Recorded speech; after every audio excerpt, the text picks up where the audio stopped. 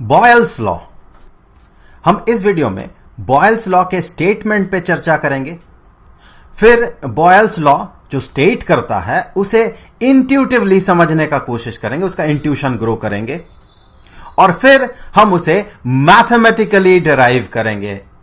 और ये जो मैथमेटिकल डेरिवेशन वाला पार्ट है ये ग्रेजुएशन के सिलेबस में है, बीएससी के सिलेबस में है। ये मुझे नहीं लगता किसी भी बोर्ड के इंटरमीडिएट के सिलेबस में है।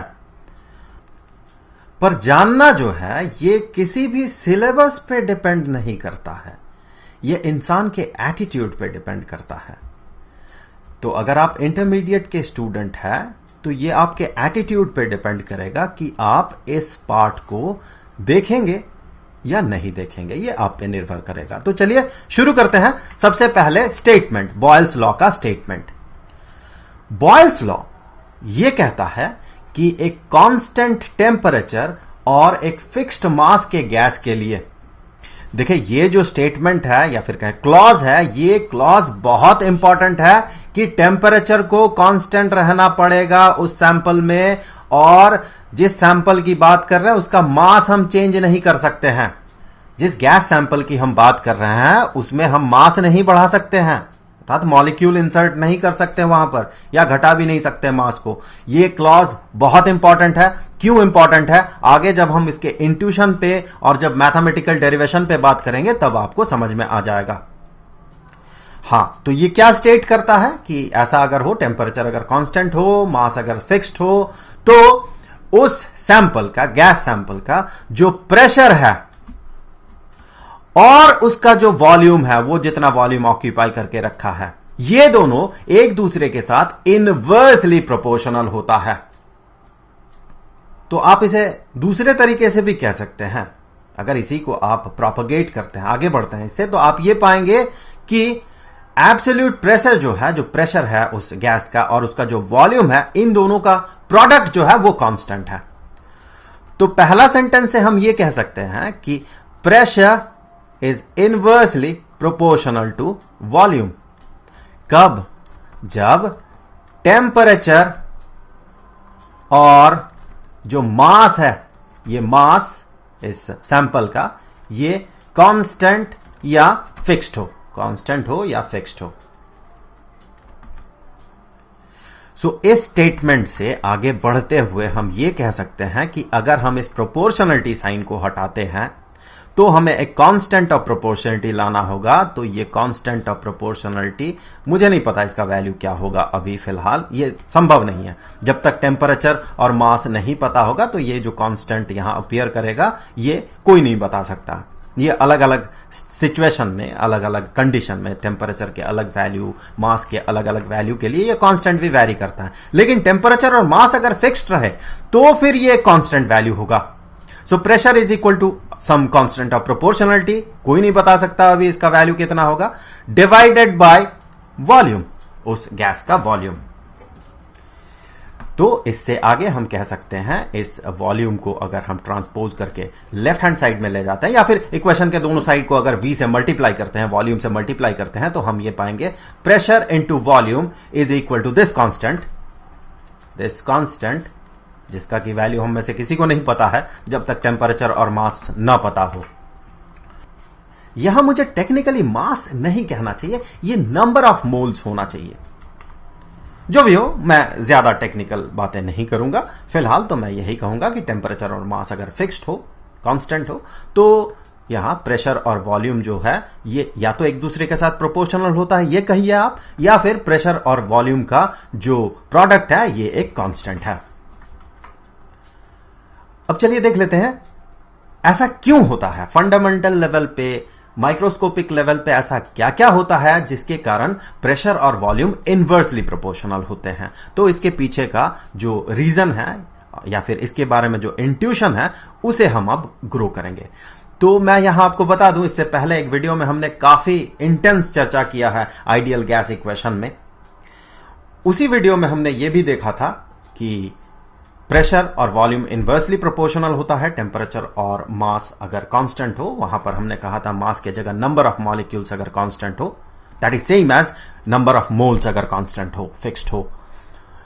तो टेम्परेचर और अगर नंबर ऑफ मॉलिक्यूल्स या फिर कहे नंबर ऑफ मोल्स या फिर एक सर्टेन गैस के लिए, एक फिक्स्ड गैस के लिए, ऑक्सीजन तो ऑक्सीजन, नाइट्रोजन तो नाइट्रोजन या फिर हाइड्रोजन तो हाइड्रोजन, एक सर्टेन गैस के लिए नंबर ऑफ मोल्स अगर कांस्टेंट होगा तो फिर मास भी तो कांस्टेंट होगा।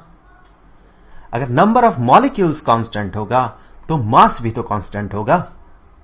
तो आप इसे ऐसे समझ सकते हैं कि एक सर्टेन गैस के लिए टेम्परेचर और मास अगर फिक्स्ड हो तो फिर प्रेशर और वॉल्यूम एक दूसरे के साथ इनवर्सली प्रोपोर्शनल होता है, जिसके बारे में हमने काफी चर्चा किया है पिछला एक वीडियो में। तो मैं क्या करूंगा, यहां उसी वीडियो का पार्ट क्रॉप करके मैं यहां डालूंगा।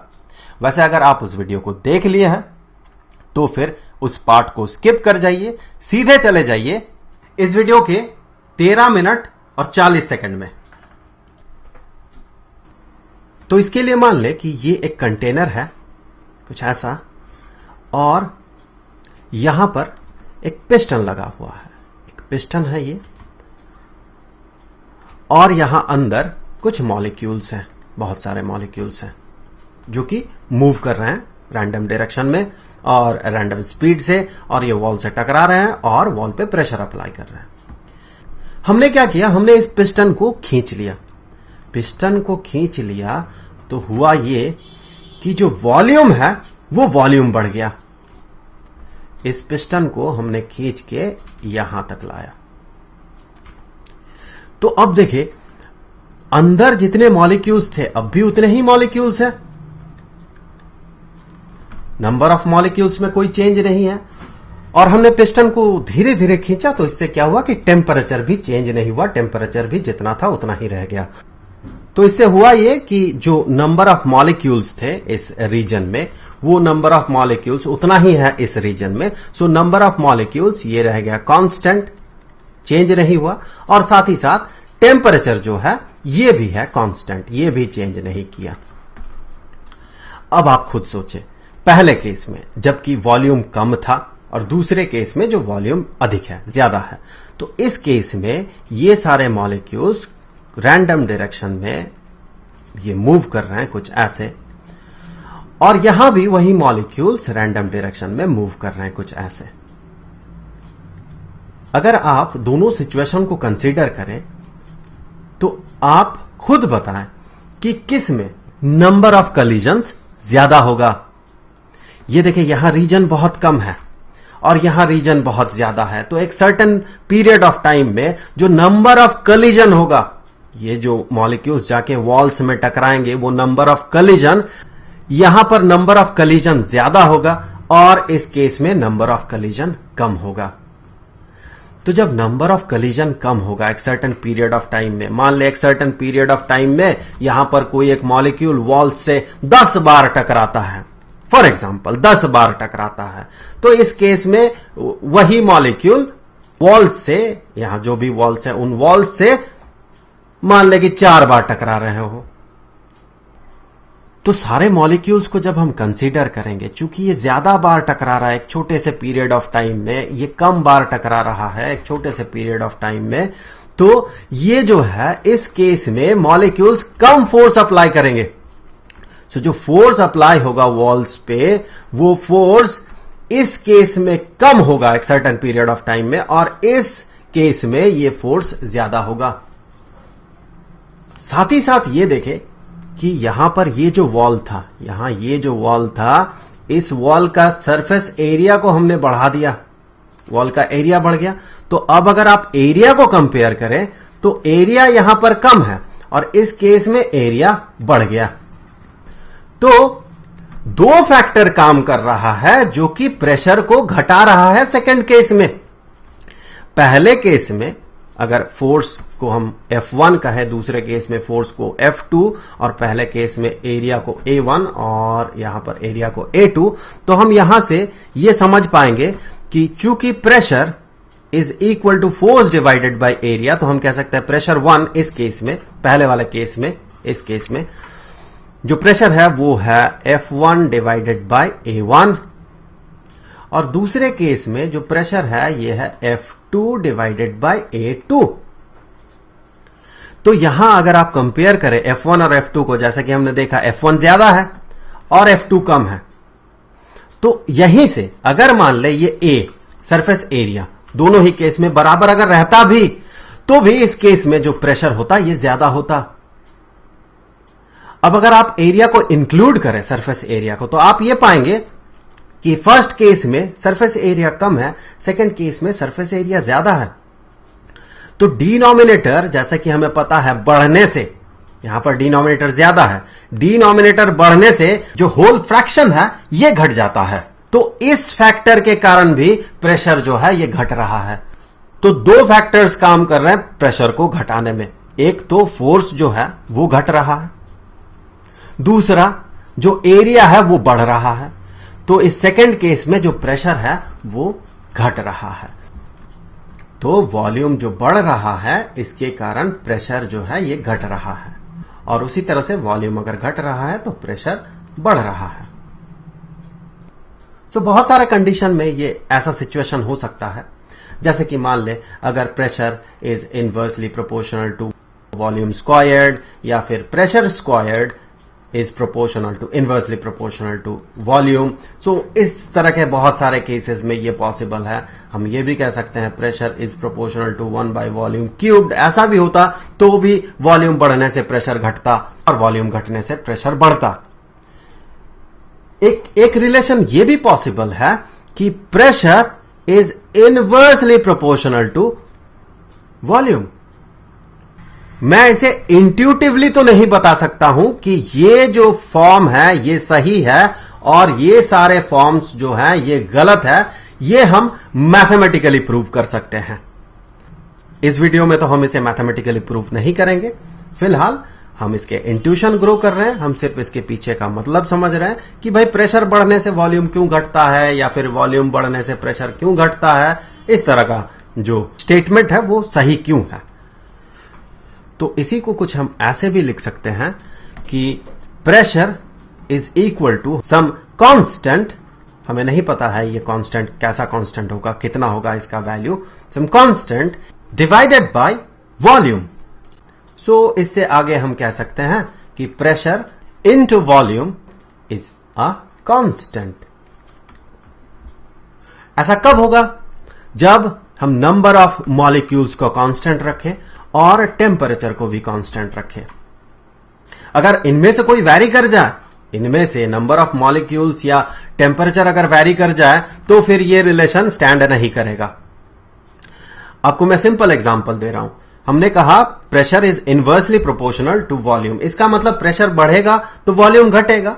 दूसरे शब्दों में आप ये भी कह सकते हैं कि वॉल्यूम बढ़ेगा तभी प्रेशर घटेगा, या वॉल्यूम घटेगा तभी प्रेशर बढ़ेगा। हम वॉल्यूम को बिना घटाए भी प्रेशर को बढ़ा सकते हैं। एक सर्टेन रीजन, मान ले 1 लीटर का एक कंटेनर है, उसमें कुछ अमाउंट ऑफ गैस है, आप और उतना ही अमाउंट ऑफ गैस डाल दीजिए तो प्रेशर बढ़ जाएगा, उसमें नंबर ऑफ मॉलिक्यूल्स बढ़ जाएंगे। हमने तो वॉल्यूम को चेंज नहीं किया, वॉल्यूम को हमने उतना ही रहने दिया, लेकिन प्रेशर चेंज हो गया। क्यों? क्योंकि हमने यहां पर नंबर ऑफ मॉलिक्यूल्स को कांस्टेंट नहीं रखा था, तो इसीलिए ये स्टैंड नहीं कर रहा था। इसे अगर स्टैंड करवाना है तो हमें यह मानना होगा कि नंबर ऑफ मॉलिक्यूल कांस्टेंट है और टेम्परेचर भी फिक्स्ड है। तो हमने ये देख लिया कि फंडामेंटल लेवल पे ऐसा क्या होता है कि प्रेशर और वॉल्यूम एक दूसरे के साथ इनवर्सली प्रोपोर्शनल होता है, provided that temperature and mass, या फिर कहें temperature and number of molecules are constant. अब हम क्या करेंगे? इसका जो मैथमेटिकल डेरिवेशन है उस पे बात करेंगे। इसे हम मैथमेटिकली डिराइव करेंगे। तो इसके लिए मैं आपको बता दूं, जो जरूरी थ्योरी है उस थ्योरी पे हमने एक वीडियो बनाया है। उस वीडियो का लिंक मैं आपको यहां पर सजेस्टेड वीडियोस में डाल रहा हूं। वो वीडियो काफी लंबा है और बिल्कुल अंत में जाके जो फॉर्मूला हमने डिराइव किया था उसी फॉर्मूले को अब हम यहां पर यूज करेंगे। सो उस पूरा का पूरा वीडियो को मैं यहां नहीं डालूंगा इस वीडियो में। अगर आप इंटरेस्टेड हैं इसके पूरे मैथमेटिकल डेरिवेशन पे, तो ही सिर्फ आप उस वीडियो को देखें। तो उस वीडियो के अंत में हमने ये देखा था, वो थ्योरी जो था वो ये था कि प्रेशर और वॉल्यूम का जो प्रोडक्ट है किसी भी गैस सैंपल में, ये बराबर होता है 1/3 into mass of one molecule, एक मॉलिक्यूल का mass, into summation of all the velocities magnitude, जितने भी वेलोसिटीज हैं, बहुत सारे मॉलिक्यूल्स होंगे ना एक सैंपल पे, तो उस सैंपल में पहला मॉलिक्यूल हमने किसी को माना तो उसका वेलोसिटी का मैग्नीट्यूड है u1, दूसरे का u2, तीसरे का u3, इस तरह से अगर n मॉलिक्यूल्स हो, n नंबर ऑफ मॉलिक्यूल्स, तो मैं यहां लिख दूं फॉर n मॉलिक्यूल्स, हमने माना है कि n मॉलिक्यूल्स है एक सैंपल में, सो फॉर n मॉलिक्यूल्स ये ui स्क्वायर्ड, यहां पर i एक वेरिएबल है, कैसा वेरिएबल है कि i is from 1 to n। इसे आप ऐसे भी लिख सकते हैं, इस पार्ट को आप ऐसे भी लिख सकते हैं कि यह है summation of un squared for each and every possible value of n। तो ये दोनों बराबर चीज है, एक ही चीज है, दोनों लिखने का अलग अलग तरीका है। सो ये होता है प्रेशर और वॉल्यूम का प्रोडक्ट। ये पार्ट क्या है? ये है समेशन ऑफ ui स्क्वायर्ड। इसका मतलब पहला मॉलिक्यूल का अगर वेलोसिटी का मैग्नीट्यूड u1 है तो उसका स्क्वायर, प्लस दूसरे का अगर u2 है तो u2 square, plus u3 square, plus u4 square, इस तरह से अगर n मॉलिक्यूल्स हैं तो इस तरह से जोड़ते हुए un स्क्वायर्ड तक। तो मैं यहां लिख दूं, इसका मतलब जो है आप इसे ऐसे भी लिख सकते हैं या फिर आप इसे ऐसे भी लिख सकते हैं जैसा कि हमने यहां पर लिखा है। तो यह है ui squared for i is from 1 to n। इसका मतलब होता है u1 squared plus u2 squared, इस तरह से जोड़ते हुए अप टू un स्क्वायर्ड। तो जब आप इस स्टेटमेंट को क्लोजली देखते हैं तो इसका मतलब कुछ ऐसा निकल के आता है कि 1/3 इंटू 2 इंटू हाफ, हम मल्टीप्लाई कर ही सकते हैं इस पार्ट को, इसका तो मतलब 1 है, into m into ui squared for i is equal to 1 to n। तो ये एक समेशन है। तो हम ये पाते हैं कि ये बराबर होता है 2 into 1/3 is equal to 2/3 into ये जो पार्ट है ये है टोटल काइनेटिक एनर्जी। ये हमने उस वीडियो में देखा था, ये है टोटल काइनेटिक एनर्जी उस सैंपल में जितने भी मॉलिक्यूल्स है सबका। तो ये है टोटल काइनेटिक एनर्जी। और ये क्या है? ये प्रेशर और वॉल्यूम का प्रोडक्ट है। यहां पर देखें, अगर टेम्परेचर कांस्टेंट हो एक सैंपल में, सो ये अगर एक सैंपल है, मान ले इस सैंपल का सर्टेन वॉल्यूम है और सर्टेन प्रेशर है, सो ये सैंपल जो है इतना स्पेस कंटेन करके रखा है या ऑक्यूपाई करके रखा है। यहां बहुत सारे मॉलिक्यूल्स हैं, बहुत सारे, मैं सारे ड्रॉ नहीं कर रहा हूं, कर भी नहीं सकता मैं, it is not possible for me. तो मैं कुछ मॉलिक्यूल्स ड्रॉ कर रहा हूं, इसके कुछ सर्टेन स्पीड्स हैं या वेलोसिटीज हैं जिसका कि मैग्नीट्यूड इस एरो के लेंथ से हम डिनोट कर रहे हैं। लेंथ जितना बड़ा उसका वेलोसिटी का मैग्नीट्यूड उतना बड़ा। तो ये है उसका स्पीड। यहां पर इसका जो एनर्जी होगा, काइनेटिक एनर्जी सारे मॉलिक्यूल्स का, अगर आप वॉल्यूम को छोटा या बड़ा करते हैं तो क्या इसके काइनेटिक एनर्जी चेंज हो जाएंगे? काइनेटिक एनर्जी क्या है? इसके स्पीड पे डिपेंड करता है, मॉलिक्यूल्स के स्पीड पे। इसका स्पीड ज्यादा तो इसका काइनेटिक एनर्जी ज्यादा, स्पीड कम तो काइनेटिक एनर्जी कम। तो मैं एक सिंपल एग्जांपल देता हूं, बहुत आसान सा एग्जांपल देता हूं कि एक छोटा सा कंटेनर है, इसमें एक मॉलिक्यूल मूव कर रहा है, कुछ ऐसा कंटेनर है, इसमें एक मॉलिक्यूल ऊपर नीचे मूव कर रहा है। ये ऊपर जा रहा है और टकरा के वापस आ रहा है, यहां से रिबाउंड होके वापस आ रहा, फिर यहां आके ये टकरा रहा, फिर रिबाउंड होके ऊपर की तरफ जा रहा। सो ये इसका जो स्पीड है, इसका स्पीड है, फॉर एग्जांपल इसका स्पीड है 400 मीटर पर सेकेंड। अब हमने क्या किया? कंटेनर को बड़ा कर दिया और उसी मॉलिक्यूल को इस बड़े कंटेनर में रखा। हमने इसका टेम्परेचर को चेंज नहीं किया। जब तक हम टेम्परेचर को चेंज नहीं करेंगे, इसे तो एनर्जी नहीं मिलेगा इस मॉलिक्यूल को, तो एनर्जी नहीं मिलेगा तो क्या इसका काइनेटिक एनर्जी बढ़ेगा? नहीं बढ़ेगा। सो ये मॉलिक्यूल उसी स्पीड से जाके टकरा रहा है और वापस आ रहा है। हमने वॉल्यूम को बढ़ाया, इससे मॉलिक्यूल्स के स्पीड में कोई अंतर नहीं पड़ा, उनका स्पीड उतना ही है। तो स्पीड जब चेंज नहीं होता है वॉल्यूम चेंज करने से, तो क्या उसका काइनेटिक एनर्जी चेंज होगा? नहीं होगा। इसका मतलब सिर्फ वॉल्यूम को कम या ज्यादा करने से उसका काइनेटिक एनर्जी चेंज नहीं हो रहा है, पर अगर हम उसके टेम्परेचर को बढ़ा देते हैं तो होगा क्या? जैसे ही हमने उसका टेम्परेचर को बढ़ा दिया, उसका जो स्पीड था वो स्पीड अब बढ़ गया। जो धीरे धीरे मूव कर रहा था अब ये तेजी से मूव कर रहा है। जब ये तेजी से मूव करेगा तो क्या इसका काइनेटिक एनर्जी उतना ही रहेगा जितना कि था? नहीं, काइनेटिक एनर्जी तो बढ़ जाएगा। हमने टेम्परेचर को इंक्रीज किया, इससे क्या हुआ? स्पीड जो है सारे मॉलिक्यूल्स का ये बढ़ गया। क्यों? क्योंकि टेम्परेचर हम कैसे बढ़ाएंगे? हम यहां पर हीट प्रोवाइड करेंगे। हम यहां जैसे ही हीट प्रोवाइड करेंगे तो इसका टेम्परेचर बढ़ेगा। और हीट है क्या? हीट एनर्जी का ही एक फॉर्म है। वो एनर्जी ये सारे मॉलिक्यूल्स एब्जॉर्ब कर लेंगे, और एब्जॉर्ब कर लेंगे तो वो अपना काइनेटिक एनर्जी बढ़ा लेंगे। क्योंकि मॉलिक्यूल्स, गैसेस मॉलिक्यूल्स, ये फ्री होते हैं, फ्री टू मूव, तो यहां पोटेंशियल एनर्जी उतना ज्यादा पार्टिसिपेट नहीं करता है। पोटेंशियल एनर्जी वो नेग्लिजिबल होता है with respect to kinetic energy. तो काइनेटिक एनर्जी ज्यादा से ज्यादा एनर्जी कंटेन करके रखता है, और इसका स्पीड बढ़ा मतलब इसका काइनेटिक एनर्जी भी तो बढ़ा। सो टेम्परेचर बढ़ने से स्पीड बढ़ता है, स्पीड बढ़ने से काइनेटिक एनर्जी बढ़ता है।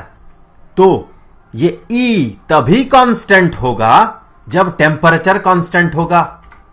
ये ध्यान रखें, याद रखें इसे। अगला पार्ट देखें। मान ले वही सैंपल, यहां पर जो सैंपल हमने ड्रॉ किया था वही सैंपल है यहां पर, ये वाला सैंपल, और शुरू में कुछ मॉलिक्यूल्स थे, मान ले कि इतने मॉलिक्यूल्स थे, सारे मूव कर रहे थे, इनके पास कुछ काइनेटिक एनर्जी था। हमने क्या किया कि हमने और कुछ मॉलिक्यूल्स यहां पर इंसर्ट कर दिया। यहां पर ये 1 2 3 इस तरह से बहुत सारे मॉलिक्यूल्स हमने इंसर्ट कर दिया यहां पर। तो इंसर्ट करने के कारण हुआ ये कि इनके पास भी तो कुछ अपना ही काइनेटिक एनर्जी है। मॉलिक्यूल्स अगर हम इंसर्ट करेंगे, क्या वो मॉलिक्यूल्स सारे रुके हुए रहेंगे? नहीं, वो भी मूव करेंगे, मतलब उनके पास भी काइनेटिक एनर्जी होगा। यहां पर कुछ सिस्टम का काइनेटिक एनर्जी था, या इस सिस्टम में जो भी मॉलिक्यूल्स थे उनके कुछ टोटल काइनेटिक एनर्जी थे, मान ले कि वो था E1। हमने उसमें कुछ और मॉलिक्यूल्स डाल दिया जिनके कारण की काइनेटिक एनर्जी बन रहा E2, तो अब टोटल काइनेटिक एनर्जी तो बढ़ गया सिस्टम का।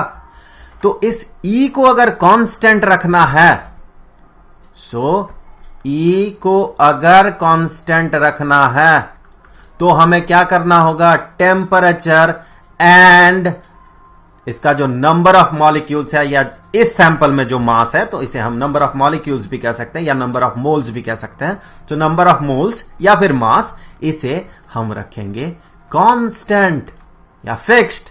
तो ये बहुत इंपॉर्टेंट क्लॉज है। अगर ऐसा नहीं होगा तो ये एनर्जी जो है, काइनेटिक एनर्जी, ये कांस्टेंट नहीं होगा और हम बॉयल्स लॉ को प्रूव नहीं कर पाएंगे। सो टेम्परेचर और नंबर ऑफ मॉलिक्यूल्स या नंबर ऑफ मोल्स या फिर मास एक फिक्स्ड गैस के लिए अगर ये फिक्स्ड हो, कांस्टेंट हो, तो ये E कांस्टेंट होगा। तो उस तरह के सिचुएशन में हम कहेंगे, जब ये सेटिस्फाई करेगा तो हम कहेंगे P into V is equal to 2/3 into a constant. तो 2/3 ये तो एक कांस्टेंट है, constant into constant, it is some other constant. तो जब P और V का प्रोडक्ट कांस्टेंट है तो हम इसे ऐसे भी तो कह सकते हैं कि pressure is equal to that constant divided by volume. इसी को तो हम ऐसे कहते हैं कि pressure is inversely proportional to the volume. So इस तरह से हमने देखा कि बॉयल्स लॉ का स्टेटमेंट क्या है, साथ ही साथ मॉलिक्यूलर लेवल में ऐसा क्या हो रहा है जिसके कारण कि हम ये कह सकते हैं प्रेशर और वॉल्यूम इनवर्सली प्रोपोर्शनल होता है। और हमने ये भी देखा, इसके बारे में भी इंट्यूशन ग्रो किया कि टेम्परेचर और नंबर ऑफ मॉलिक्यूल्स को या नंबर ऑफ मोल्स को हमें क्यों कांस्टेंट रखना है, और साथ ही साथ हमने अंततः इसे मैथमेटिकली डिराइव किया।